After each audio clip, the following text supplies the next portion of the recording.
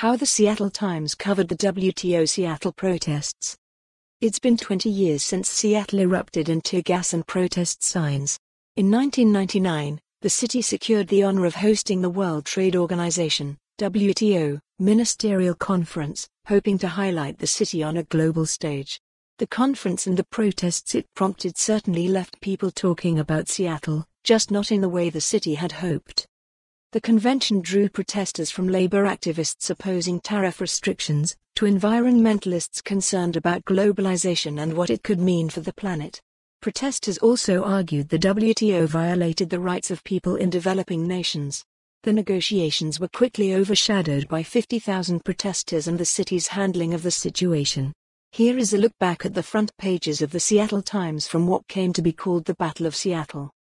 Starting November 29, 1999, the Seattle Times covered the rocky start. The front page of the Seattle Times on Monday, November 29, 1999. Mark Harrison, the Seattle Times. On November 30, 1999, the front page featured a photo of protesters being pushed back by a cloud of gas. The Times reported that police fired paintball guns and pepper spray at protesters. The Times detailed extensive property destruction downtown, yet noted that most protesters remained peaceful. The front page of the Seattle Times on Tuesday, November 30, 1999. Mark Harrison, the Seattle Times. Related. WTO and Seattle Photo Gallery Auto in Seattle Map Chronicle. More.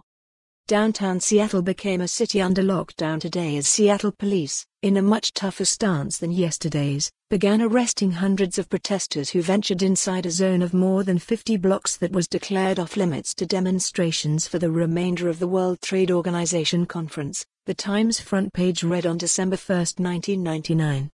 The front page of the Seattle Times on Wednesday, December 1, 1999.